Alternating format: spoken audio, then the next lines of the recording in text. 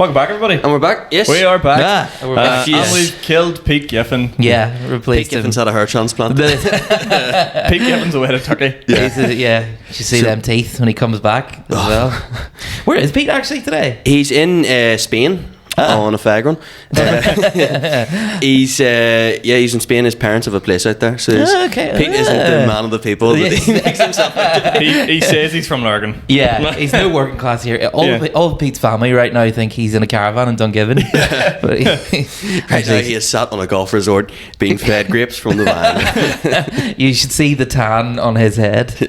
Are we just gonna roast Pete for the whole? Yeah. We and the one Jordan was on, they were like things that nobody else finds funny that you find funny. And Jordan went, Ciaran Franco. Oh, ouch.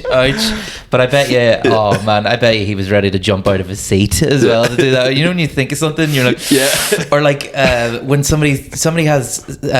I did it with you when you were last on the pavilion because you had this running thing going with an audience member about them taking their mad at Galgorm, and then there's like one point in the set where you were talking about period sex, and I'm at the back of the room being like, bring up that guy's mum again, please. And like, you've got the golden opportunity, and then you did, and I think I nearly bit through my hand. I was so happy for you. I was like, yes, you know.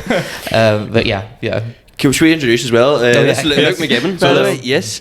How do we big you up here? Because normally you like to leave people with their accolades and stuff like that. Yeah, and you don't have any. So I fucking love. Do you know what's funny as well? Is like some gigs, they're so lovely. They try and put brackets next to your name, and they'll go recognised from, and they'll say Pavilion Comedy Club, and it's like, I'm in Derry. They don't right now. They don't know. They don't know that. Or they'll say Edinburgh Fringe, and I was like, I did the Edinburgh Fringe 8 years ago. I did it in 2014 when I was but a boy.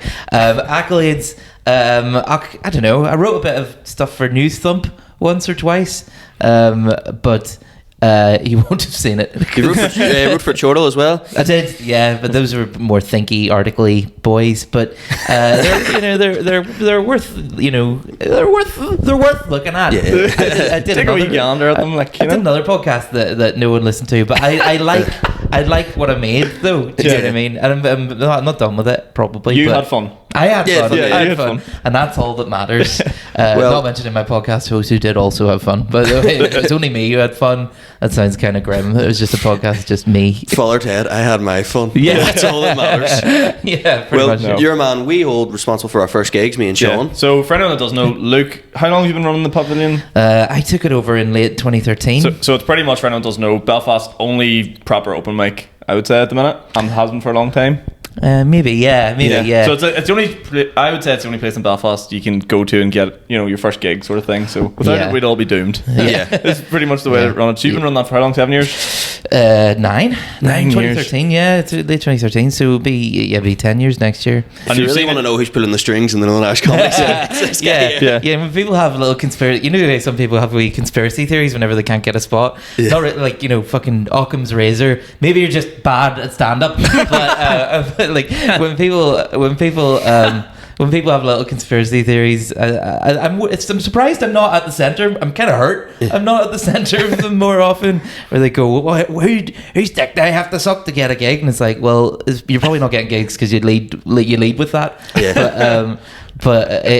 I just I should be the Illuminati. Why is it everyone else? But, why shouldn't I be the Illuminati? Why shouldn't I be controlling the world? Do you know what? Like I think that is one of the most important things about the Pavilion is people getting their first spots from it, and I just don't do that nearly enough because there's always a constant of about 12 people waiting to do their first spot, and like. It's important because there's no alternative for them. I really should work through them, and I do constant guilt. I'll always have some stranger who doesn't like me, basically. But that's. Do you know what actually worries me a bit about it? And I'm aware that I've been talking nonstop for about 2 hours now, but that. I'm right. I'm at the Pavilion pretty much every Monday and have been for the last 10 years, and I think there's something kind of scary about. People being able to know where you are at any point, at any point, like because a bunch of years ago, I won't mention his name, but someone got very aggressive in their messages to me. We're grand now. It was me. But yeah, God, this is his peace offering. Yeah. But he got quite aggressive in the messages, and you know he was an unpredictable. He or she was an unpredictable person. Kieran or Kira. And I did sort of start to get a bit afraid because I was like, if they wanted to show up with a knife or something, which you know, a Nerf gun. If it was you, I think it would be a Nerf gun because I feel like you've got a kindness in you. You know, if you're trying to murder someone, you wouldn't be able to follow through. That's not a low bar for kindness, but Kieran, you would go all the way. You would cripple them. You would stand on the wound and be like, you sore? Are you sore? So that's real kind threatening. I think is that sore? You all right? Yeah. I'll call the doctors after, but we won't get through because it's impossible to get a GP's appointment.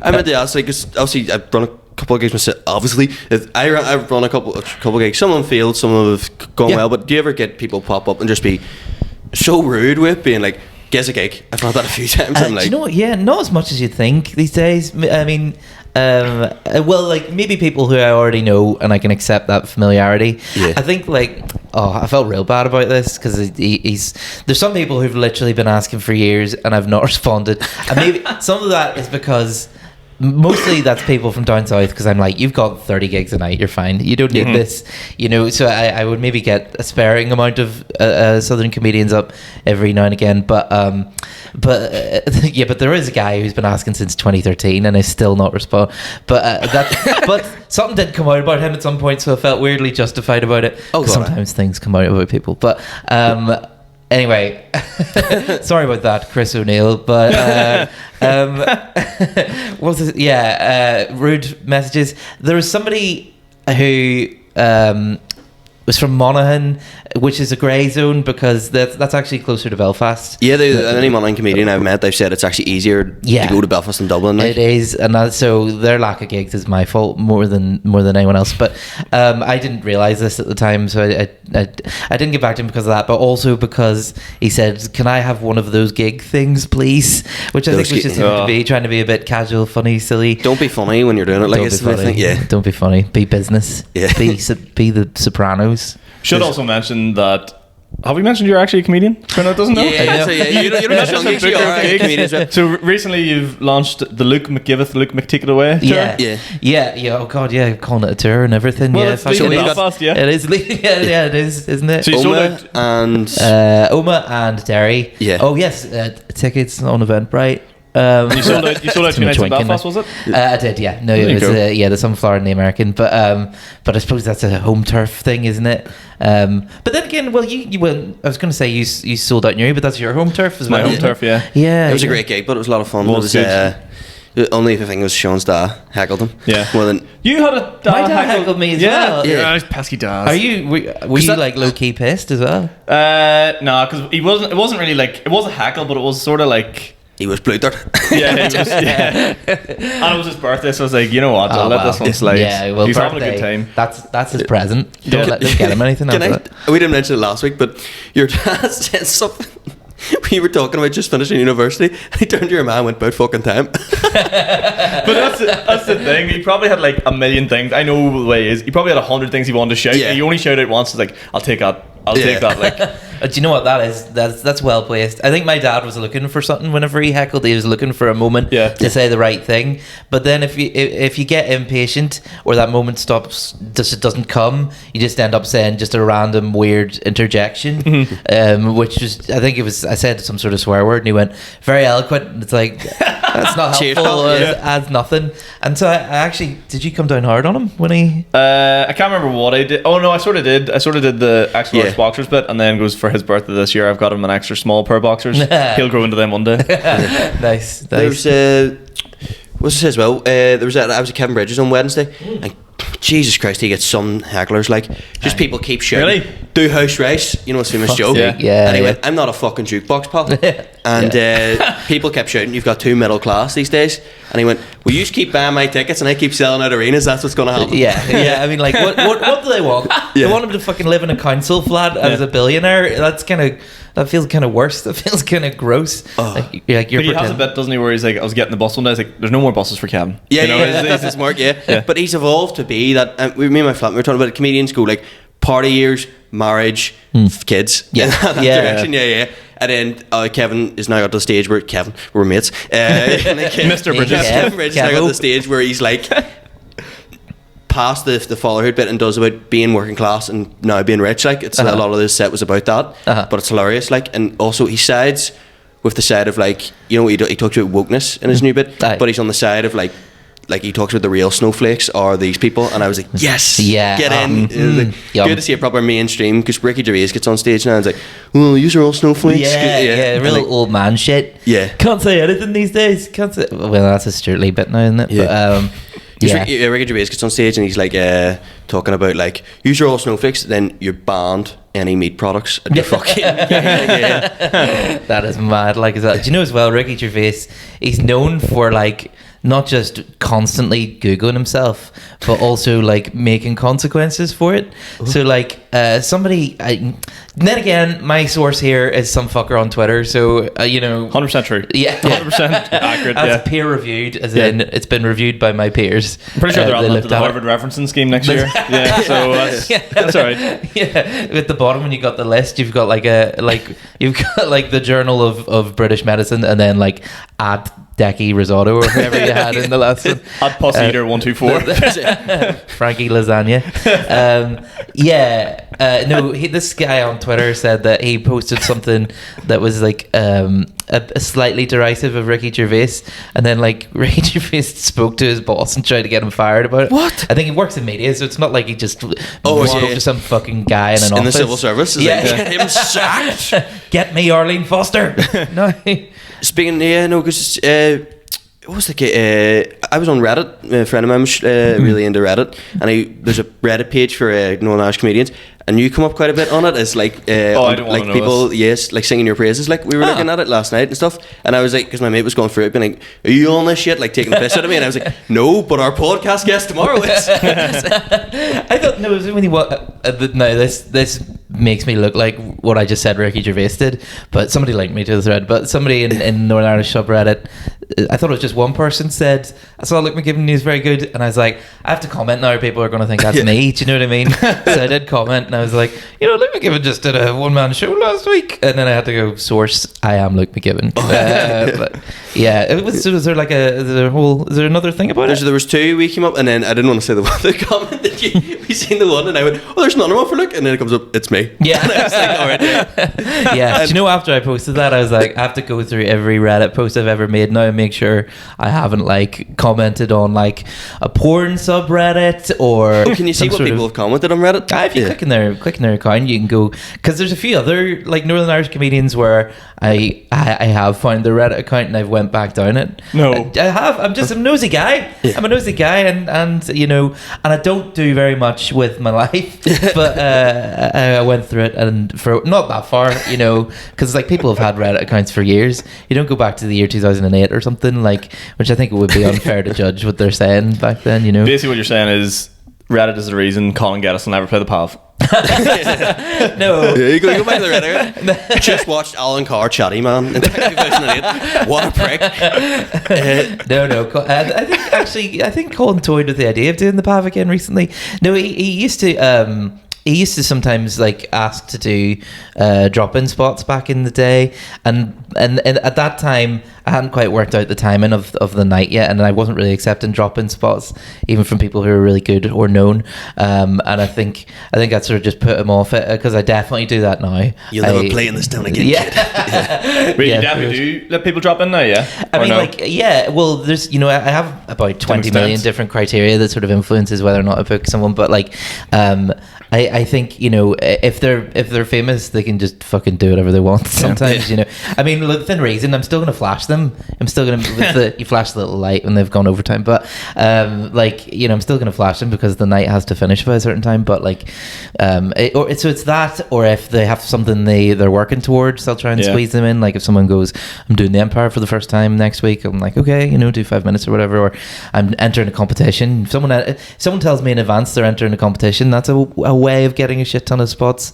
from it. I shouldn't say that actually, but I am entering a competition. Yeah, you've never heard of it? Like it's the Ciaran Franco of the year competition. You need to, you know, dress like a Trump. And that's a good segue actually, because you tweeted possibly my favourite ever tweet this week. Oh yeah, it's like Sean McAleavey when he wins something. Oh yeah. The Homer Simpson clamp. Yeah, he's driving home with the clamp, just fucking ruining his car. Yeah. So did the podcast know about that? No, I was gonna say. So I went down to Dublin. People think you're crazy, right? When you start stand up and you turn around and you go, look, I'm driving down to Dublin on a Tuesday night for 5 minutes. Yeah. And they're correct, 100% correct. Yeah. But I went down and it was is it the halfpenny or the halfpenny or the halfpenny? But I called the halfpenny. The halfpenny, yeah. Halfpenny. But the clubs with the halfpenny. The halfpenny. But I went down to Dublin. The way they formatted it was it's like a box competition, so it's like 2 headline spots at like 10-15 minutes, run a wee competition, and then close with like another headline spot. So I was doing the open mic part of it, competition, and got the dub, got the win. I was all buzz. But it was I will preface it with this. It was like round of applause meter, and they did the first 4, and everyone got the same level of applause, and I was like, "Ooh, fuck!" But in my head, I was like, "Balanced crowd." In my head, I was like, either have this or came second. I put myself in that bracket. Yeah. Because 2 of them weren't very good. We'll put it that way. Both. And then they were like went round again, and we all got the same applause, and then it was like, right, we're just going to basically pick who we think, you know, because you guys don't pick, and it goes, Sean McAleavey, and I was like, yes. So got to open the box. Got to open the box, and that's what your prize is, whatever's in the box. And there was €15 in the box. Nice. So I was like, that's your petrol money, isn't it? I was like, fuck, this is great. All buzz. Came out, was texting news, being like, fuck, boys, won first competition, through to the final, unreal. Got to my car. Big dirty clamp on it. Oh, mate. You want to know how much a clamp in Dublin costs? How much? €125. Seriously? Fuck me. And you have to pay it, yeah? You have to pay it straight away. Don't take it off. Did you keep the notes for the €15, or did you? Do you know what I mean? Like, no, yeah. Like this is sentimental. Yeah. No, I've got the notes framed in the house. Yeah. It's like I'm not giving them my hard-earned winnings. Yeah. But was that your only gig this week then, or was it? Where else were you in? What else did I do this week? I can't remember. I don't know. I'm in the Glenone this week. I know that much. Nice. It's a great gig. So I hear. What do you call when you go to a funeral and then there's tea and sandwiches afterwards? Wake. The after party? That's not the wake. The wake's before after that. Party. I got the wake's before funeral. So after the funeral, then you get tea and sandwiches. Have you ever been to a funeral where like you think it's a Catholic one and you're like, right, there's the after party after this, and then they're like, you're invited back for finger sandwiches and orange squash, like fucking Protestant bastards. Yeah. You know what? No, never mind. That's someone else's joke. But it's a good observation that, you know, Catholics, they're better at food post-funeral, I think. Oh, yeah. Whereas, like, the Protestant ones, they're like fucking grape and brie sandwiches or some shit, and it's like I'm fond of a bit of brie now, I must say. Like, well, not brie. You know, brie can go in any sandwich. I think. Yeah, nearly any brie sandwich. And bacon with a bit of cranberry sauce. Oh Jesus! Yeah. The hedonist in me is fucking yeah. The hedonist in you loves it. The IBS in you is against it very much. Yeah. Different opinion. I missed all of Liz Truss being Prime Minister. That's great. Have you written that down? You should. this week's called Ciaran Tries Bits. That's where it was. It was in the boiler room. There was sparked out in my head. We were driving up there, and everyone's like, "What's your Liz Truss bit?" Because it was the day of, and everyone's just kind of like, "I've got nothing." Because all the running joke was like, "Fuck me, you've had shades that live longer than Liz Truss." Do you know what I mean? Like, I was like, I'm not going down that route. That was my tweet, you prick. Was it? Yeah. We've already done it with Edwin Poots, really, haven't we? Yeah. We already had all our. It's pretty rich slagging off British politics when you come from Northern Ireland. You know what I mean? Like ours. Absolutely. It's pretty rich even slagging off American politics. Yeah. Because we've just gotten used to madness, eating shit. Yeah, absolutely. It's like when Trump became like upset and started stand up. But me and a friend used to write sketches and stuff, and we were like, "Oh, there's going to be so much to come from this," and it's kind of like, it's parody in itself, but it's just insane. Yeah, he's a caricature. Like people were always during the Trump presidency, like, "Oh, you must love that as a comedian." It's like, no. There's about 3 jokes between 100 of us because it's sad. It's ridiculous enough on its own. Do you know what I mean? Well, there was great. Remember that time in the PAV, the RT came up to video, and they were looking at everyone to do like really like political stuff and all, and like. No one had that much stuff, and at the end of the night, David Hardy-Jebb summed it up really well. We're like, why is it? He goes, it's just beyond a joke now. Yeah, you know what I mean? It is. Fuck this. Yeah, right enough. I know, Northern Ireland. What a fucking mess. What a beautiful country. What a place. Can I give my Edwin Poots one, actually? Go on. Well, now I've set it up, it's going to be shit, but it was Michael Stone was stuck in a revolving door for longer than Edwin Poots was First Minister of Northern Ireland. I know. Set it up too much. The people in the room were going, woohoo! You got a couple of applause breaks. Yeah. Fucking killed, mate. Fucking killed. Blew the fucking roof off the place.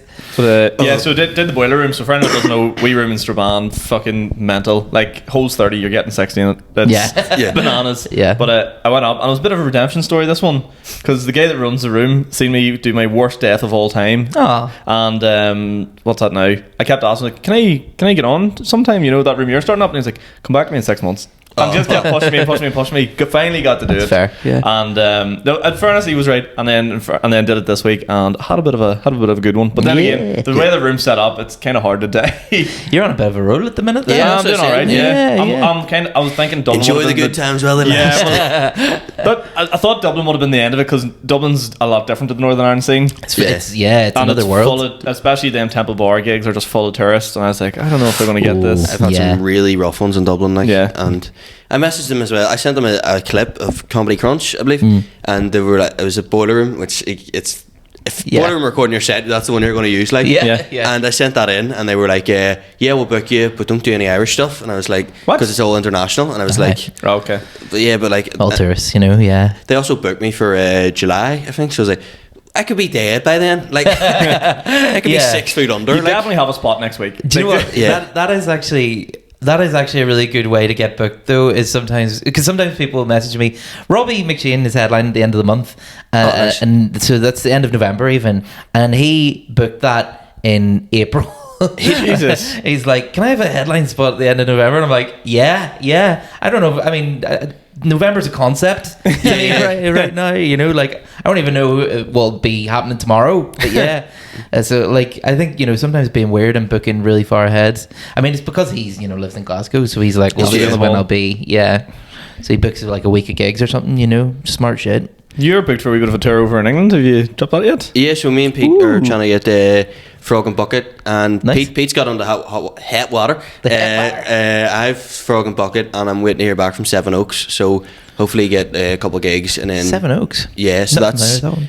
I think it's a normal pub, and then they've got like an upstairs comedy bit. But I was speaking to the guy on Sunday, and he was like, right, I'll do my best to try and get you in. So if that works, then we'll be a wee January Manchester, Liverpool, pop down cherries. That's great. Yeah, I think you'll have a good time there. It's kind of like, it's like that what you're saying about the southern scene. It's like totally different, and in some ways better, and in some ways less better. You know. Yeah. Sorry, but since we talked about the halfpenny, all I've been able to think about is what is the apostrophe in halfpenny covering up for? Do you know what I mean?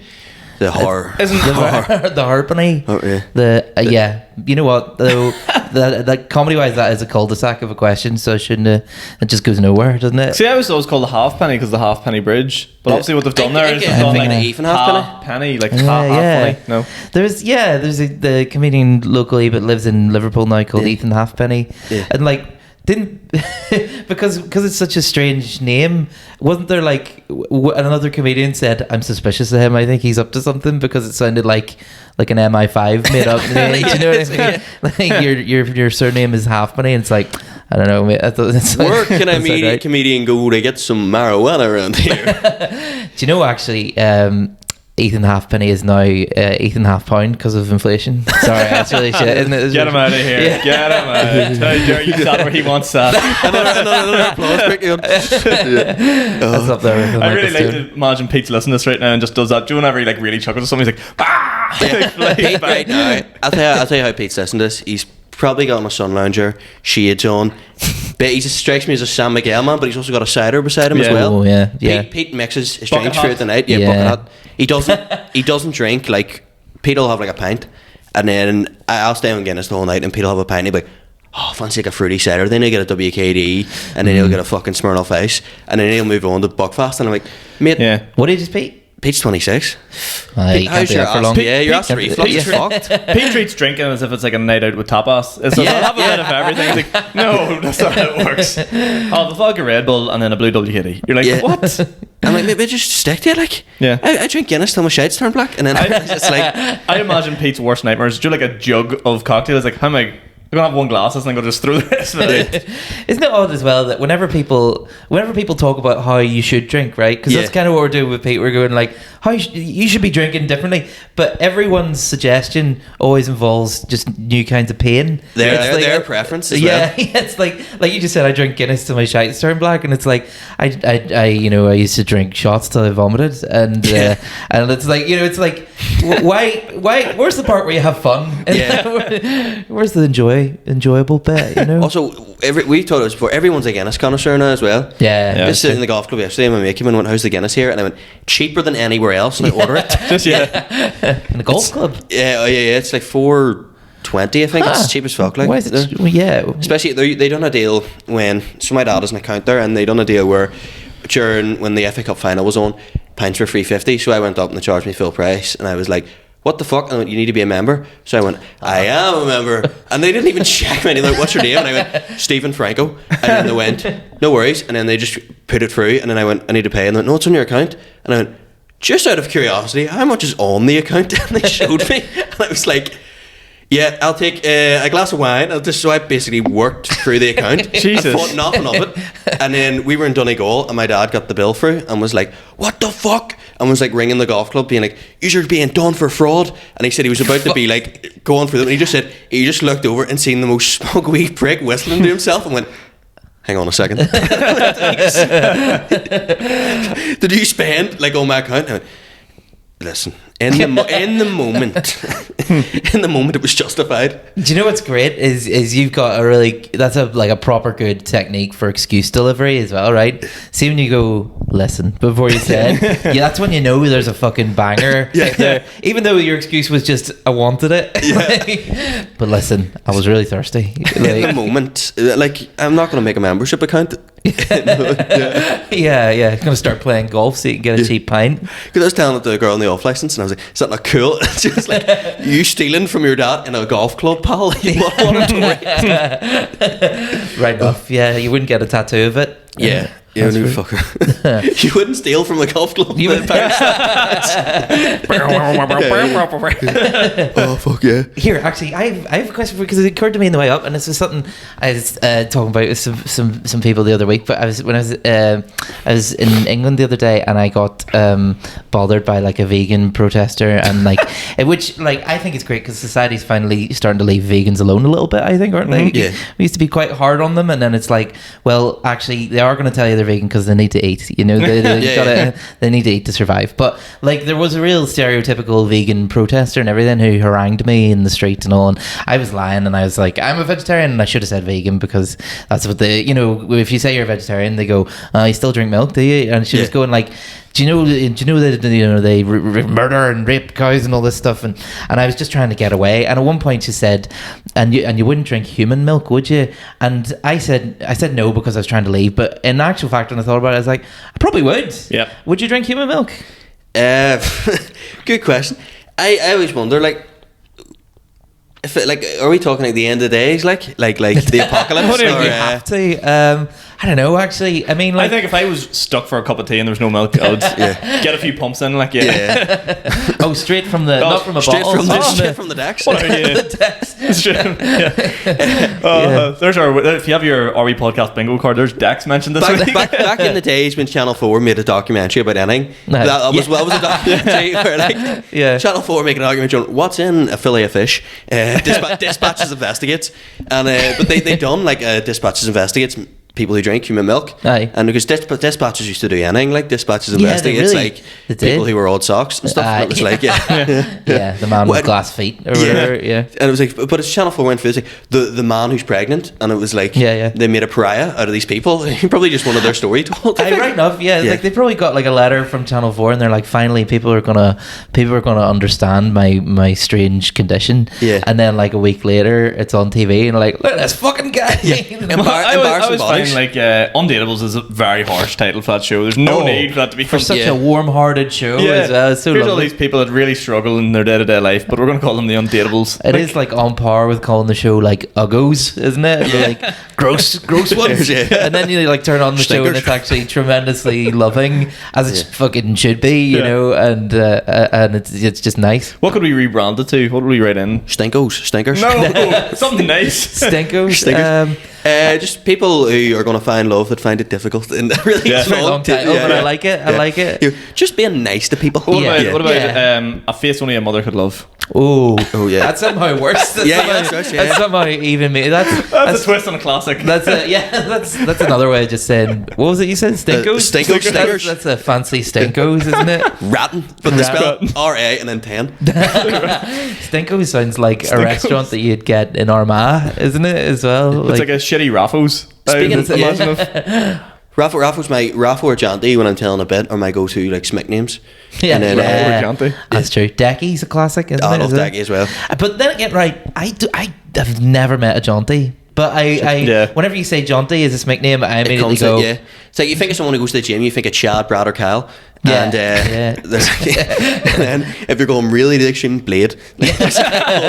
Blade. Fucking. I like the idea that you're going to the gym with this fucking vampire hunter as well. Like he's like lifting like, I don't know, weights filled with holy water or some shit. Oh, my cousin, he's a fucking lovely fella, like, but he's what he's missing in brain cells he makes up for in friendliness. And, he's not dateable. Oh, he's quite a good looking guy. It's a hair transplant boy. I went to seems like a nice guy. Everything you say contradicts what you just said before. But a good looking guy had to get surgery so he'd have hair. But now that he has had the hair transplant, it is fucking ridiculous. But he came in and I'd sometimes see him in the gym and I'd be, what are you working out today? And he goes, the 4 routine. And I was like, what's that? And he just goes, the 4 routine. So someone's made a routine to make you look like Chris Hemsworth. So I was like, not legs or shoulders. And he goes, no. And one of the workouts is like you lift like I don't know how many, like 12k dumbbell and go, oh, like you're the hero. Oh, I love that shit. Like PTs, there's that many of them now that really struggle to market themselves, don't they? They're like desperate for their, they may as well just be like crying during the adverts they do. I get all these Facebook ads now, they're targeted at me. I don't know if you're getting them, where they're like, we need 10 men from East Belfast who don't like the look of their body. And it's like 10. Why do you need 10 men specifically from East Belfast? Is there? I think there's some sort of blood pact. I did go to one, like, and when I was 19, one of my mates at the time was like, I'll pay for the first week. I don't know why my mate was telling me to go to a personal trainer, because we kind of gymmed a bit. And then he was like, I'll pay for the first week. So then I went to this fella, and he was like, this girl I fancied at the time was like, she'll like you better if you go to a PT. So I was like, right, no worries. Grim. And I went to this guy, and the guy I spoiled, Logan. Logan, the film. I spoiled it for him while he was that's great. while he was above me in the weight rack, and I was like, he's just going to push this down on me now. And be like, so what was the ending again? But I remember, like, I couldn't pay for it. I was 19, and this guy was like, you good for that next 250 this week? And I went, no, like, surely it's like £20 a lesson. Sure, I stuck up the other week on my stories. Like, I was talking about I was trying to watch tickets or sell tickets, but I just captioned it calorie deficit on the story, and I shipped 10 tickets off the back because people actually stopped to listen to it. And I was like, guys, if you want to get in shape, you need to get in a calorie deficit. Now I've got your attention. Buy tickets to my show. And that's great. That's mad. Absolute winner. Yeah, that's great though. Speaking of, do you have a news story for this week? We're doing a segment where we go for a news story and... Oh, okay. We're flying for time. Yeah, so we do a news story every week. What was last week's? I can't remember. Last week was a guy tried to smuggle... people go like, I've got a Verme's piping in my pants. This guy actually did try and smuggle a Verme's piping in his pants. Amazing. And when they searched him, he's like, no, that's my penis. And, why is your penis curling at the bottom? Yeah. So it was like, fuck, I thought it was a rat. That's a really weird segue. Okay. I seen like that. Talking about the penis again. No, and I seen that, but it was a tail. I was like, Jesus. But yeah, this guy was like, and then do you know how much you get in America for smuggling animals in? 20 years and a $50 fine, or $50 fine just to rub it in as well. Wow. Which is like, yeah, $50 as well. Like, I love that you spend 20 years in jail and then at the end you have to open up your wallet. Like, that's grim. Speaking of jail, I finished Better Call Saul. We've been big fans of it, and it is chuffed, man. Better to go out, and this is a good way, better to go out in a whimper rather than Breaking Bad goes into a bang. It goes out in a really nice. I'd love it if we just spoiled it as well. Yeah, please People don't. as well. There. Wait, have you not seen it? I haven't seen it. I was a big fan of Breaking Bad. Watched it twice. I'm like, Better Call Saul. Heard bad reports, but you guys really Nah, it's sound really like good. me. It's Sean is what we would call a Philistine. Fuck you guys. I don't know what you're talking about. Do you know what I mean? I hate you so much. Sean is what. Let's use big words. Fuck off. Right, my news story. Piss off, you. Fuck off. News We're doing something I know. what we're Very talking about. pro-grill news. Yeah, make sure it's got So- small words in it now. This is from fuck you. This is from Yahoo.com. So Okay. shout out all the Yahoo massives that still live at home with their mum and dads. Yeah. You're still rocking that email address. But it was a woman was found living in a ditch for 3 years. And do you want to know the reason why? Why? Because she couldn't bear to separate with her cat after she was told she wasn't allowed to keep it in her apartment block. And was the cat living in a ditch? With her, yes. It quite feels to nice, me like. like it feels to me like she let the cat lead on that, Yeah. on where to go, and maybe the cat didn't make the best decision. I feel like even most cats would choose a better place than a ditch Yeah. to live as well. But she like sort of pimped it out a bit. So she got like, you know, a bit of a tarp going, a couple of umbrellas, keep them dry. Bit of central heating in. Yeah. Underground heating. Plasma screen in the works. I just love the idea as well, because you know sometimes the cat goes to other people's houses and gets fed. So it's getting fed by other people, and then once the person's gone, she's like sneaking around the corner and taking it out of the cat's mouth and being like, "You did good, Mog," or whatever it's called. You So know, what actually eating happened ham. was what actually happened was there was a tree surgeon coming around to like tidy up this area for landlord, and next thing the chainsaws were going, she poked her head out and was like, "This is my house. What are you doing?" He's like, "What the fuck are you doing here?" And she's like, "What are you doing here? It's my house." I presume there's a bigger issue than just the cat leaving Yeah. in this situation. Like, Oh you yeah, know? yeah. There's a bigger story there, I think. But did she call it her house in the story as well? Yeah, she's like, "This is my house. This is where I live." Ah, do you know what? Fair play there. That's I think there's, you know, it's good to be proud of the place that you're staying, because it's definitely a tarp and not a house. Yeah. But to sort of go, this is my house, I feel like shows a certain amount of. She's read The Secret. Is Yeah, what I'm trying yeah. to say. Flo Reddit, welcome to my. She's like to the tree surgeon, like, "Take them muddy boots off before you come in here. Yeah. Fuck's sake, you're gonna make a place a mess." Yeah, you're gonna get mud on my mud. But yeah, so I thought this we would just laugh at a homeless lady. Yeah, let's just. who loves her cat, which I suppose poses the question, though, because we like to pose a question off the back of these. What is? I'm trying to find a good question off the back of this because it's so niche. What is the worst accommodation you've had? Dublin, when I done halfpenny or halfpenny. Halfpenny. I was a cheapo and decided I'm gonna go for the cheapest hostel I could find, and I went in and the guy was like, "We don't normally get, you know, Irish people staying in here." And I went, "Why?" And I walked in and it was me and it was a 20-person room. Yeah. Me and 19 other Deliveroo drivers from like who'd obviously asylum seekers living in this hostel. What do you mean? Wow. Obviously. That's Obviously, sorry, this is and our next guest is Jacob Priest-Mog. It was the guy walked in and was like, You're already skimming over that obviously part here. I misworded it, sorry. Maybe it was always Apologies. because they were all like, do you know, like whenever you have to be in the truck and you all have to lie down, and they cramped, like the beds were about the size of The girl sleep hanging upside down or Yeah, something. Yeah, maybe it's a compassionate reason because they looked very tired. yeah, obviously they were lovely people. We bombed that night. We all went out and had And they nachos. told you they were You went asylum out? seekers. Yes. Yeah. There you go. That's Yeah, the they easy were- answer. Well, yeah, he just explained to me when I came in. He was like, he said obviously they're asylum seekers. Went upstairs. And, the story's changed. I'm just rewriting history. But yeah, that was quite rough, and there was no blankets or anything. It was just a mattress, like. What? So I ended up just getting it was only €20, like. So I'm getting absolutely blitzed, so I could sleep that night, like. I find And it so funny because we've shared a couple of rooms now where you get blitzed and, you know, we stay over in places, but you just sleep like literally as if you're dead, perfectly straight, like hands over your chest, like Dracula. crossed. Yeah, you actually look like you're gonna wake up like Dracula. Like, it is terrifying. Right, okay, I had a few things. So in the year of our Lord 2013, I lived in this place for about 2 or 3 years. I got it off Spare Room, you know, the website. Yeah. Spare Oh, Room, yeah. because I tried living with friends before, and 1 year of that was brilliant, and then the next year I was going to say we all hated each other, they all hated me, but and do you know what, Lisa, Nathan, David, perfectly justified. What was going on? Can we I was- change something? No, I wasn't really that bad, you fuckers, but I wasn't a great person to live with. But I'm sound as a pound now. I don't know why I'm advertising myself as a renter, but Anyway, I lived in this place. I got off spare room, and so it was a rotating cast of total strangers living with me, and it was actually kind of great.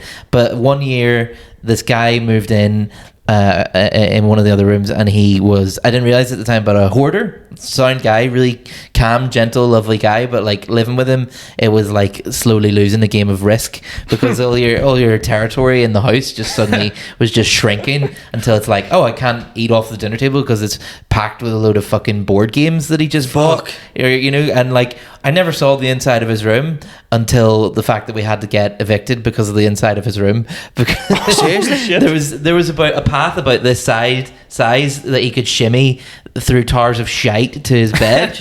and so I had to get, basically that room was fucked. It was moldy as shit, and like the landlord was like, I'm gonna have to get builders in because of this guy, you all have to leave.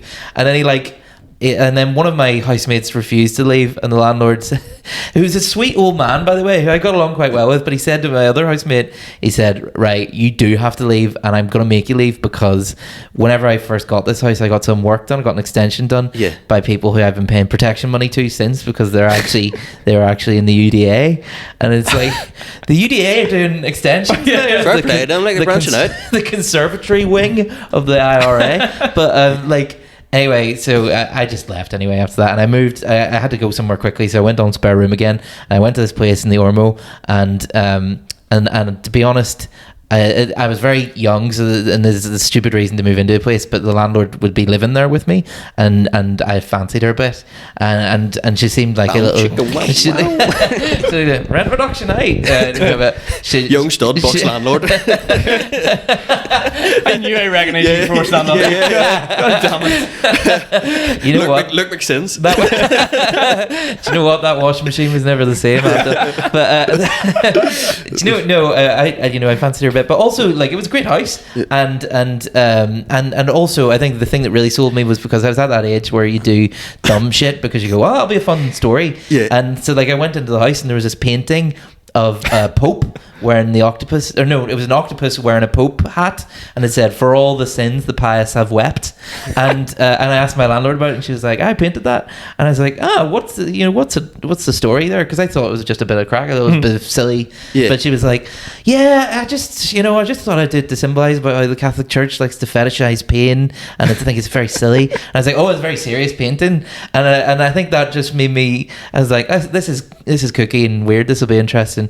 And then within 3 months, she got a letter from the council saying, you're not allowed to have tenants, because she hadn't registered. And you know, sometimes I can't remember the law, but somebody out there has to know that you're letting your apartment out, and she had not.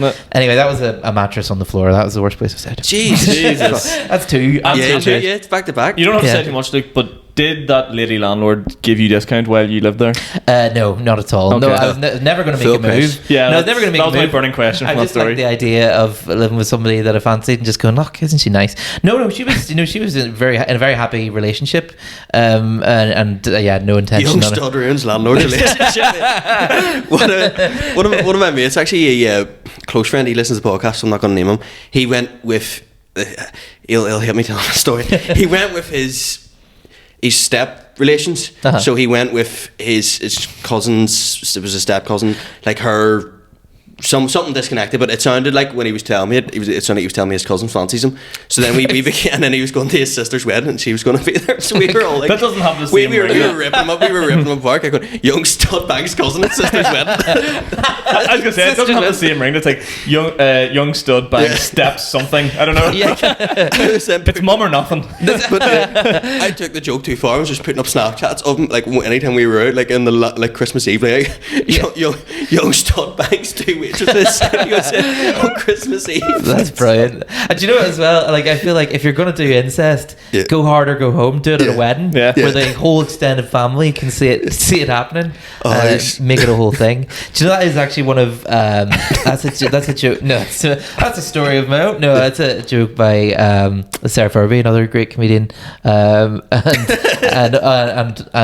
no, I'm not going to say. No, we live together. She's my partner, but she's your landlady. She's my Do you know what? It is just her name in the mortgage because like if my job pays me in euros, I couldn't get the mortgage. So genuinely, she is kind of my landlady. But the dream came true. The dream came true. But that was a joke of hers where she says, you know, all this porn about like step siblings.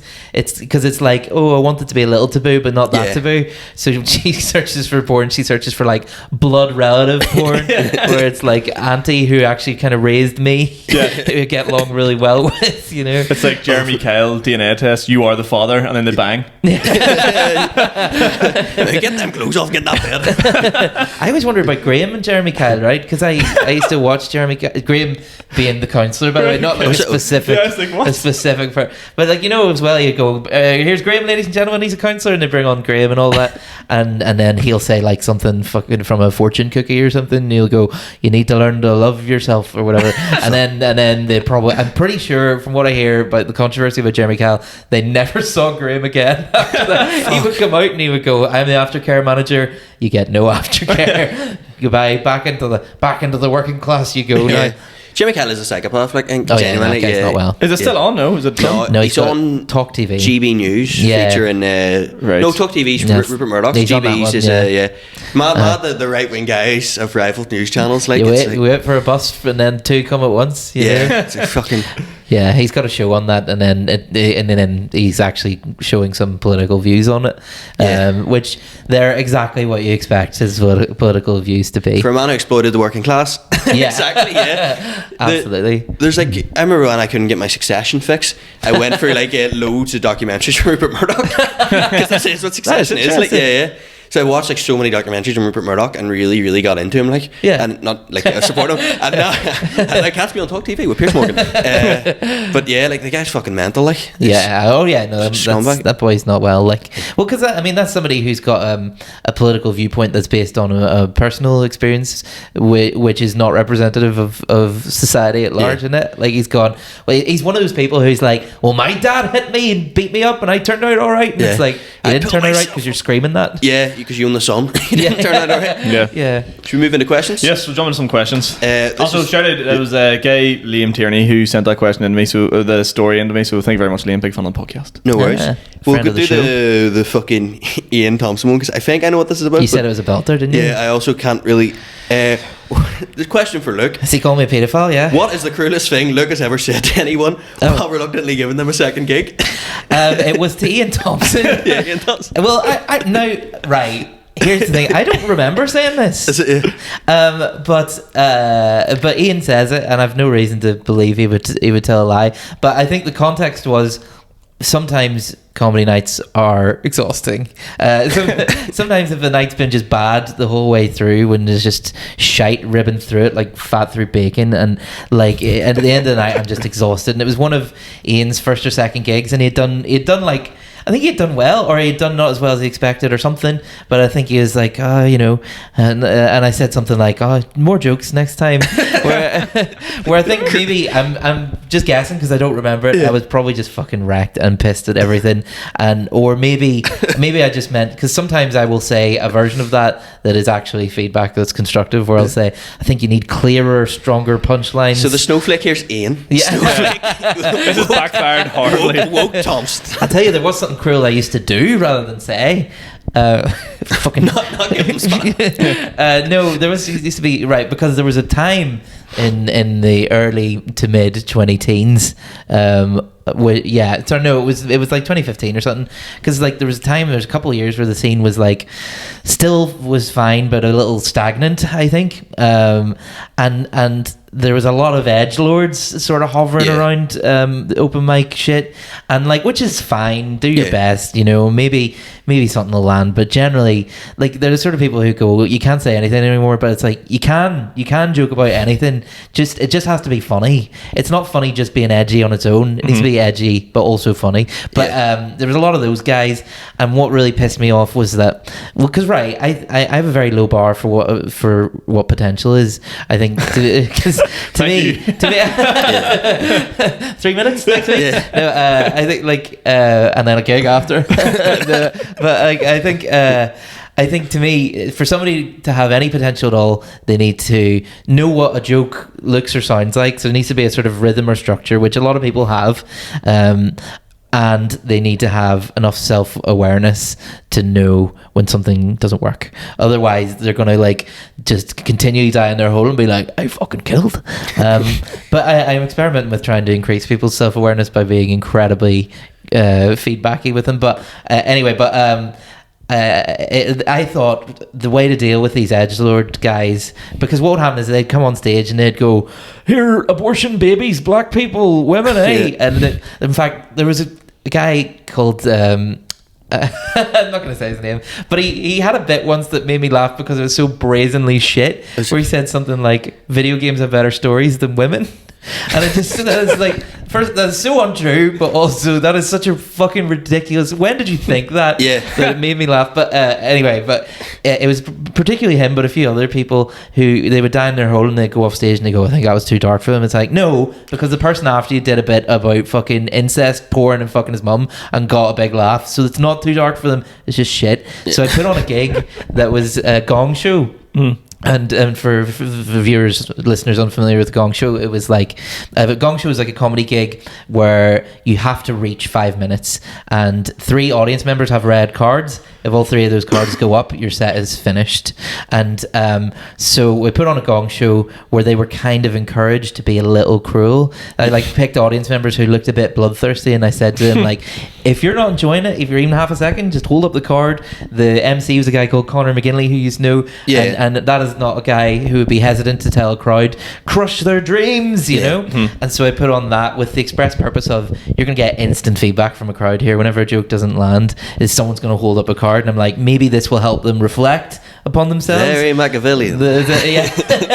Yeah, and I think it is a little, because secretly I did want to see some cruelty. It was cathartic to me, but it didn't work. The experiment failed because the same thing happened. They would go, the edgelords went up. They lasted about 40 seconds, and then they went down off stage, and like the one that really got me was this guy who went, "I just knew it was going to be too dark for them, so I purposely tanked my set." I it's like, mate, you're an adult. Grow up. Just admit you failed. You know, it's fine. It's fine. Anyway, so that was a cool thing I did. When people do come up, they're like, "Oh fuck, man, it's just."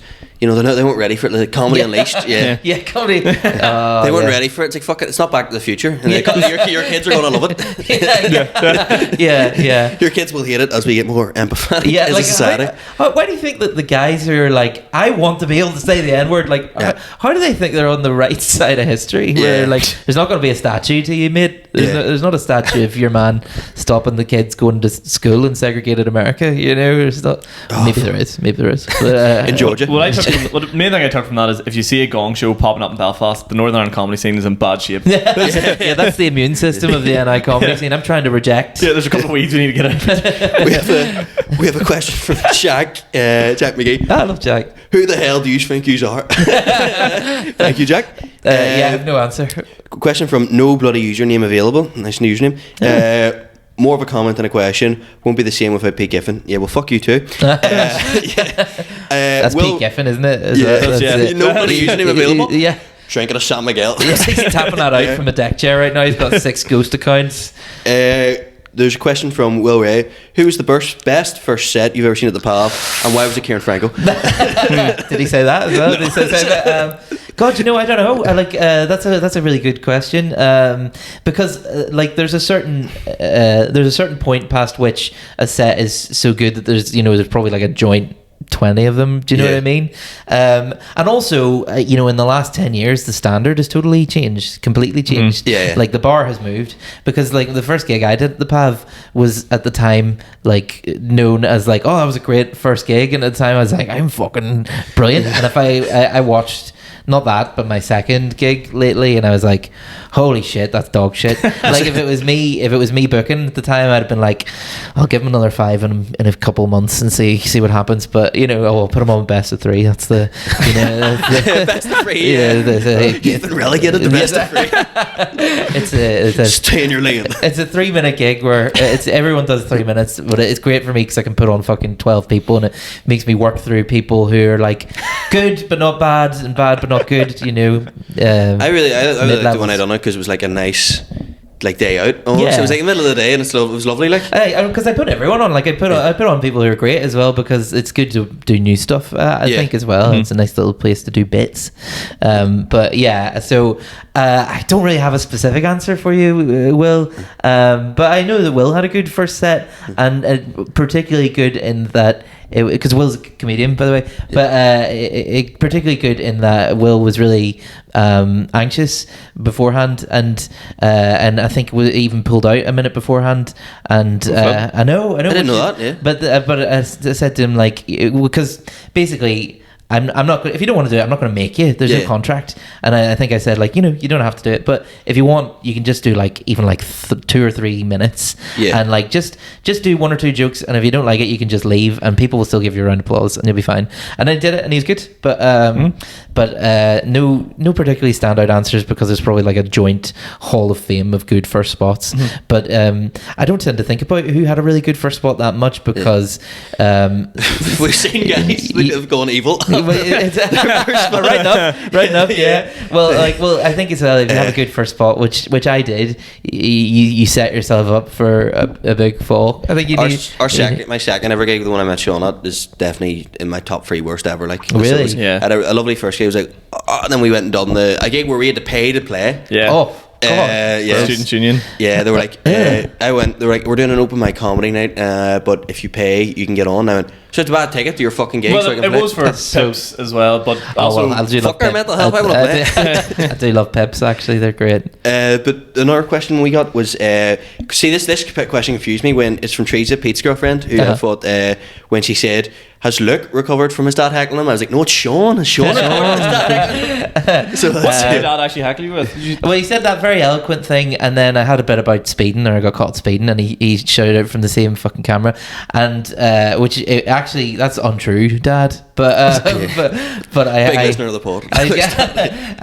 But I'm not ashamed to say I was a bit hard on him, but because I was just sort of trying to be like, I think I said something like, because Jack it was my support act, he had said during a set that his dad had left him, and I was like, don't make me wish that I was like Jack or something like that. But I was quite harsh on somebody who I love unconditionally, but I also had to make sure he didn't say anything again. I was a bit grumpy about it afterwards.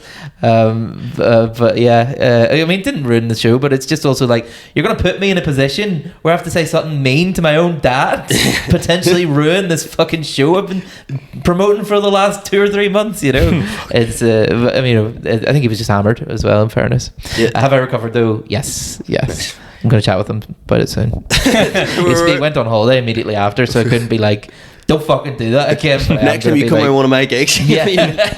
There was the last job, the first time we ran it was like unreal. Like, and Ian Thompson was headlining, and my dad, I didn't want him coming to see me, but I said, I'll call down after. And he came in and just treated it like he was at the pub with his mates. And I remember, like, I bombed in, like, that is the Ian Thompson you're talking during the minute. I was like, who? And then, yeah, but he took it really thick and left the pub. And I was like, snowflake. No, my dad took it well. Now me being hard on him, which is good, because I feel like that would have been the worst thing as well if he had done all that and was also sensitive about it, which is, that's the worst as well, as a sensitive heckler who you put them down a bit and they're like, oh, I was only taking part, I was only playing. It's like, fuck up, mate, you're trying to make it about you. But anyway, sorry. Talal asked, love Talal, what if you could be in any TV show, what would you be in? Any TV show? Yeah. I used to say Game of Thrones, but now thinking back, I was like, that would be pretty fucking awful. Can I answer this for Pete? Yeah. Seinfeld. Continue. Boom. Pete looking in. I'd love to be slamming the door shut. I'd love to be in Seinfeld. Anyway, continue. What could I don't know. Sopranos maybe, just because the food looks that good. You put your life at risk with every answer you give. Yeah. I do think like you want to live close to the edge. I just like. Robbie McShane said when we were drinking after the BBC New Comedy thing, he was, Sopranos is the greatest, most culturally significant thing of the 21st century since the Beatles. And I was like, wow, you couldn't have put it more eloquently. What's weird about that as well is, like, if anyone ever quotes anything Robbie said, you can really hear it in his voice. in your head. He's got real recognizable rhythm. Boy, he's gonna be big now. He's gonna be big. Even though he told me the other day he doesn't want to win it. He's like, I don't want that to happen. It's like, well, you fucking should. Tough. You have to be. You know what? Be successful because you're very good. But to answer the question, I can't really think of it. Maybe like I'd like something nice and idyllic. So I guess the Jetsons is the first thing that comes to mind. Some flying cars and shit. My answer is incredibly selfish, but it's not really a TV show. Gillette Soccer Saturday. Yeah, well, love to sit on that, or else just all of the like daytime like quiz shows. Nice. Do they ever show you the ground in the Jetsons? Because they live in the sky, don't they? Yeah, and is that like a because even the house is up in space. That's that woman living with their cat down at the bottom. Speaking of a question for yourself, because we obviously there's the comedians football going on at the minute but does Luke McGibbon have a football team? No, sorry. No, I do actually. No, because me and Alan Irwin, Ronan Linsky, other great comedians. I think at least Ronan Linsky has a Facebook page you can like. But I don't know. You gotta try and chill. But we used to do this thing where we go and watch wee shite football teams, and we really fell in love a bit with Tullycarnet FC, which is up the street from where I grew up anyway, but more because they were like proper bruisers. Like they didn't seem to have a tactic, they just fucking mobbed the ball, and weirdly it kind of worked because we saw them playing against 5 Mile Town and who were like, you could tell they were much more skilled and they worked better as a team, but yet every time the ball came to one of them, about 6 people would just fucking descend upon them, and there was a guy who could be 20 and he could be 60. He looked like a Phil Mitchell, but he moved at the speed of a fucking bullet train, and you wouldn't want him in front of you. But I added them on Facebook after, and a few weeks later they posted something where their manager had bought them all Bibles with gold embossed Tullycarnet FC and the symbol on the Bibles as well. Jesus. And I just really like that. I don't know. It's weird. That's what I like about it. The Tullycarnet FC Ultras, Eleanor, Ronan Linsky, and there can't be anybody else going to support them that isn't one related or two friends to them. Like paramilitary. Paramilitary. You want to wonder where the money in that bucket goes at the end. You know, that's what those Bibles are for as well. And they have to bury someone in the woods. UDAFC. Speaking, how are we doing for time? A couple of months. Yeah. Then we got another question from one of my cousins who asked, best first date tips. I would say don't be yourself. I would say don't pay. Don't pay. Don't pay for everything. Don't open with Celtic or Rangers. Yeah. Could you pronounce the word H for me? Yeah. And genuinely, obviously it's been 5 years since I've been on a first date. Shagger Gibbon. But I always think the best first date has to be short. Because what you're really doing is, well, first of all, you're sounding out, do we get on, and then is this comfortable, can we be comfortable together? Like whenever people are like, we went for dinner for first date, and I'm like, that's 2 fucking hours. If you don't like somebody within the first 5 minutes, you're spending like a lot of time to, whereas, you know, if you have coffee, you can just be like, I'm leaving, you know, goodbye. If they don't, and you know, everyone's happier that way. Worst first date I was on, sorry, I just remembered this, actually it makes me look too undignified and pathetic. Well, I've started now though. No, it was because it was, as I was saying earlier, there was a time in my life where I do shit and stupid things because I was like, this will be a good story. But this person was an hour and a half late. That's the bit that makes me look pathetic and undignified. And she brought her mate, weirdly. So I was like, I don't know if you're scared of me or something. Was her mate bald and looked like Phil Mitchell? Like that? I was like, I'll tell you what, her mate would not let me possess the ball for more than 3 seconds. She brought her mate, and all her questions were about, because I work as a counsellor outside of this, were about counselling, which is, you know, fair enough. It's an interesting enough topic of conversation, but to the extent where it felt like she wanted me to be counselling her, and she you know, talked about some things that are quite personal, which is fine again as well. That's maybe a good first date sometimes. But then her mate got really, really, really drunk, and her mate asked her ex-boyfriend to come hang out as well, so it became this double date. And this other guy was great. I love this other guy. He really bonded. And then like they had like a screaming, crying row, and I really just should have left about 20 different times during that date, and then I think I like asked for a second date because I was like, maybe something interesting will happen again. And she was like, no, that was a mess, and I was like, it was, yeah. You know, Yeah, so that was yeah, that wasn't even a question, but I was just like, I gotta say this while I remember because I forgot all about it. Tips for a first date. Has he got one coming up, the big man there, or what's the crack? I'm not sure if he's a young pup. Like, you know, he has a girlfriend. Actually. No, Talal. oh, the other guy, cousin. Yes. He's like, fuck, he's 15, 14, but very good looking. Just for his age. Is he cheating? Maybe if he's asking for first date tips and I will he's give already him one girlfriend. first date tip, which he doesn't have. I don't know if he has anxiety, but don't be sick in the taxi. The classic Ciaran. Is that a move? That was I actually have a bit about it where I was that nervous that I was sick in the taxi on a date. Yeah. So don't do that, and you should be sweet. I love how you can, like, people do address all the time. You can get up in front of a room full of strangers you've never met before and go, well, and get through it fine. But one person in a taxi with you is, that is mad. This was because I really liked the person, and then Brendan, if you don't like any of the audience members that show up to any of the gigs, yeah, my mum said that as well. My mum was like, because I ordered a KFC before we went out, and I was hungover as well. We were out the night before, so I ordered a KFC, and I was like, right.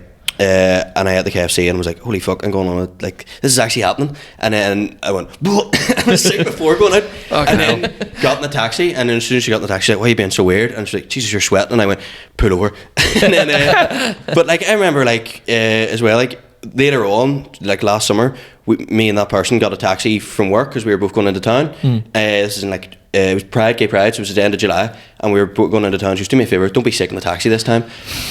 And it like triggered an anxiety thing, and I was like holding it back in the taxi, and then my stomach started rumbling, and she just looked at me and was like, not again, wee man. A lot of people with anxiety, and I suppose is it epiphobia? No, that's a fear of teenagers. That's the one where you're scared of vomiting.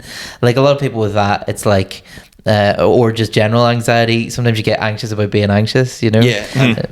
Once we got on the date, it was fine, like, but I would just remember being like, that kind of will always be the significant event of the date. It can be quite endearing, I think. In the right, so if you do it right, if you vomit right. I don't think this person found it quite endearing at all. They were just like, are you all right? It's like, I don't know. Yeah, maybe second date, maybe. I don't know if it's part of your bit or not, or if I've just manifested myself. That was his bit. That is your bit. Because she was the god. I've got so much work to do tonight. I don't think that person knows that's a bit. Edit that out as well. Anyway, you see us all getting laughing. Something was said anyway. Something was said. I mean, they're going to assume it was racist or something now as well. Now you've edited it out. It's like Ciaran's story ended with the N-word. But have we any quick fire questions to wrap neglect. up? One quickly from my brother. Have you ever? I don't know why he's saying this. I think he's implying that I'm going to do it again. Have you ever ruined Christmas? How did you ruin Christmas? It's just like one year.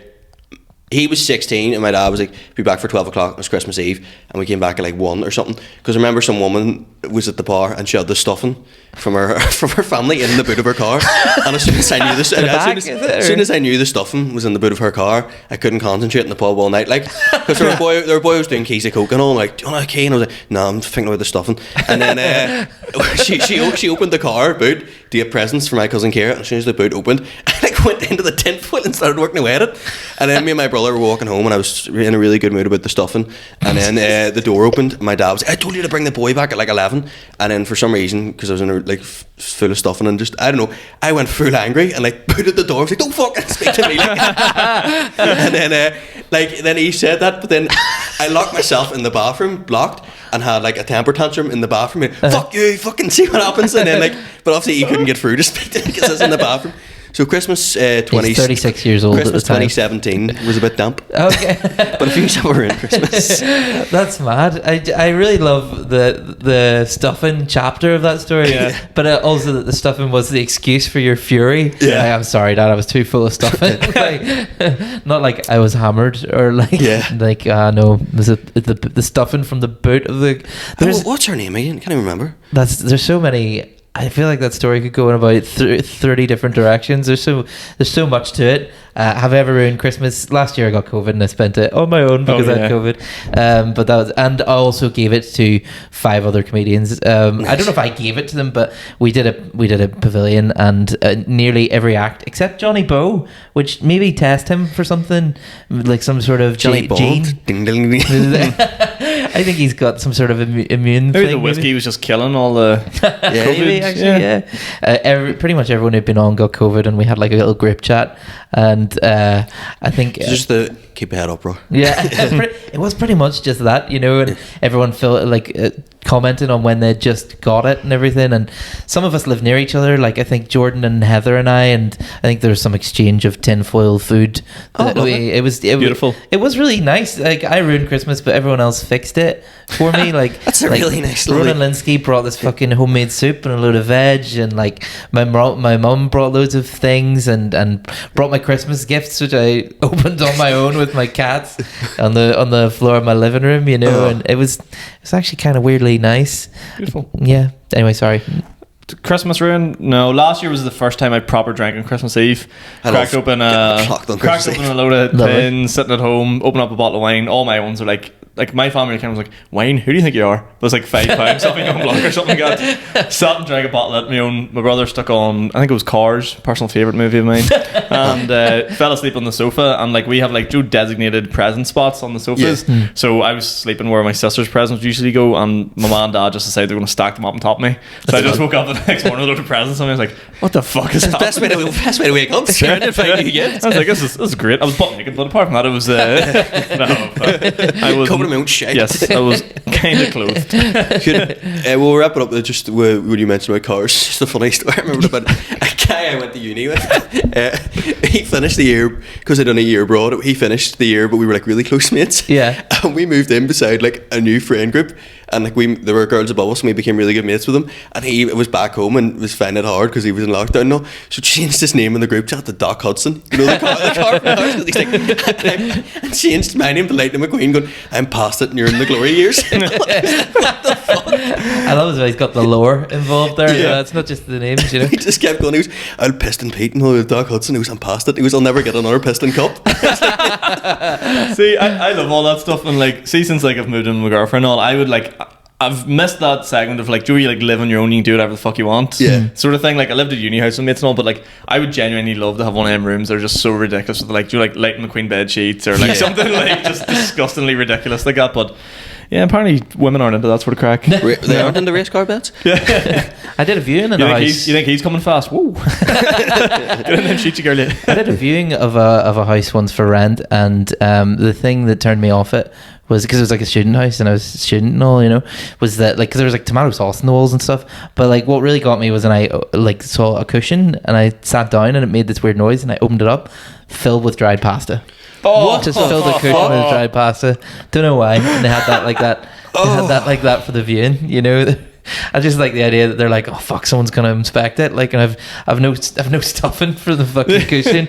Just stick a load of rigatoni in there. See, before we go, I want to do a couple of quick fire questions about the PAV. Okay. A couple of things like over the years or just mad stuff. So we'll try to keep the answers short and snappy because we are over time. But anyway, sound of a good podcast. Yeah, I don't want you to mention any names or stuff like that. But what's been like a highlight of running the PAV? A woman threw a bottle at me once. No context needed. No context. A woman threw a bottle at you once. She was talking too much in the crowd. She was in the crowd. Yeah. And I think, right, if someone's heckling or talking too much, a comedian can put them down once or twice, but if they keep going after that, it's the promoter's duty now or the bar's duty to talk to them or escort them out of the building or whatever. And so I whispered to her, like, can you keep it down a wee bit? And then like she was clearly fuming and like she kept on like turning around, and eventually she went and had this, she was like, can I go talk to you here? And she's one of those people who's talking too loud even in that discussion, so I'm like, let's go outside. And then she starts shouting about how I'm like prejudiced against her because she's a single ma or something. I'm like, I can't tell you. Have you got a tattoo? What's the... Anyway, eventually she's started screaming at me, and she went down the stairs. I was like, all right, see you later. And then this bottle flew past my head and hit the wall after that. So that was her. But while I was saying that, I thought of a better answer to this question. And I'll be quick, yes. Right? So like there used to be a Belfast Comedy Festival, right? Mm-hmm. And the PAV would be in the programme for that every year, because it's like, well, why not, you know? And so we would have a busier night than that September every year it would have been. So one year it was just a normal night really, but it was busier, and this guy came and he was too loud, and just the same as before, we had to sort of talk to him a bit, but he kept going, and after a while I was like, if you speak again we'll have to remove you, right? And then so he did speak again, and then the least threatening fucking doorman ever, me and Ross Mitchell and a guy called Christian Talbot as well. Yeah, Ross was coming with a knife and fork, but no, the three of us managed to sort of bundle him out of the room, and he was this weird guy. Like while he was being taken out of the room, right, he started shouting and like, here's a joke for you, a man died in Cork yesterday, his name was Bob, right? But like as he was being pulled out, he repeated it, and he was like, his name was Bob, right? A year later, Belfast Comedy Festival happens again, and that was the night when like a sort of celebrity-ish comic showed up, like Rich Hall, right? Yeah. And he popped in and did a little cheeky spot. It was wonderful, right? And during his set, it turns out that joke about the guy from Cork dying named Bob was a Rich Hall joke. So on the same date, a year later, fucking hell, this random guy, I was like looking around, I was like, is that guy here again? Because I wanted, like, and he told the joke as well, and I'm looking around to see if Ross or Christian are there, anyone who'd known that had been there. Yeah. None of them were, and I was like, I alone bear witness this fucking. And of course when Rich Hall told it was good because he had rhythm, and I'm pretty sure I'm missing something in that joke when I tell it back as well. But like, yeah, that was a weird highlight. What's the worst joke you've ever heard someone tell in the PAV? I don't know. There's like 20 fucking joint contenders. I think because like sometimes you'll get, whenever I say earlier they need to have self-awareness and know what a joke sounds like. Yeah. Some people tell things that aren't jokes. Do you know what I mean? And they don't realize that they're not jokes, or maybe they'll say an observation and they don't realize that you need a joke with the observation. Mm-hmm. So they'll go, "Lollipop men are quite weird, aren't they?" Anyway, I've seen boys do as well. I like to think they finish their set and then they don't finish it on a joke of the week. So anyway, cheers for coming out to support local comedies. You are great and all. And they just go on the spiel. And you're like, what are you doing? Wrap it up. Yeah. Oh, yeah. I think like the brazen ones are the ones that. Do you know what? You won't mind me telling this because I name check him and tell him all the time. A fella called Ronan Diamond. He's a great comic now.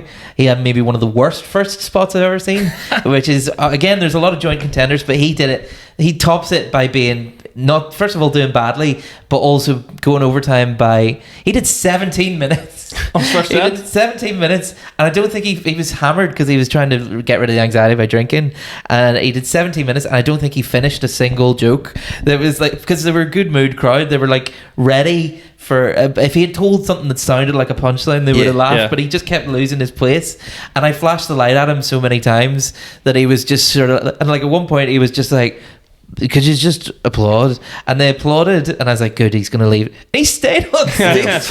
And eventually I had to turn the music on. And the lights off until he got off, and he still stood there for ages. And anyway, I balk him for that all the time, but he's great now. He's a good comedian now. That's good. This is the final question I'll have for you. So we all know you as Mr. Pav, but what's your favourite room outside of the Pav? Well, that's a great question. Oh God, yeah. Yeah, I think there's some rooms that still make me nervous, like the Empire. I'd love to be able to do the Empire more than like once a year. Do you know what I mean? You know what it's like, if you're listening. I know I'm doing it at the end of November again, but and there was a while where I was doing it not regularly, but more often than I had any right to. I think I managed to do the opening 20 once, and then I think I fell into the sidelines a bit. But like one time, I think I was so nervous, I tried to run on stage and I hit my head off the ceiling of the door as I came on stage, and then I was a bit dizzy for most of the set, and it went well enough. But at the end, it was. I used to drink a lot more, and at the end of the set, I said to the crowd, like, "Do you want me to down this pint of Guinness?" And they're like, "Yeah," and I did, and I felt better. Stone cold like Austin. So the Empire, I think, is a lovely room. Yeah, it's a real lovely room. Good stuff. Have you any shows coming up you need to plug, or where can we find you? Where you find Monday night with your knife? I think I'm doing the solo shows again. So I'm doing the solo show at Daly's in Omagh. This is the Luke McGibbon, Luke McTake It Away. You'll notice the poster when you see it. It's very saintly. I'm doing that on Daly's, and it's on Thursday the 24th at 7 p.m. It's a fiver in, and then I'm doing it in Bennigan's in Derry on Sunday the 27th, 7 o'clock, fiver in, and it'll be good. I've done it twice. It was. I'm weirdly proud of it. So weirdly proud. I shouldn't be weird. I'm proud of it. It's good stand up, I think. So I think you should come and see that, dear person. Yes. Okay. If that's not going to sell tickets, I don't know what will. Yeah. That was fantastic. Ciaran, what have you got coming up? I'm going to plug doing support for Johnny Bow in Undertaker. Lovely. So I'm going to plug that for him because it's going to be class.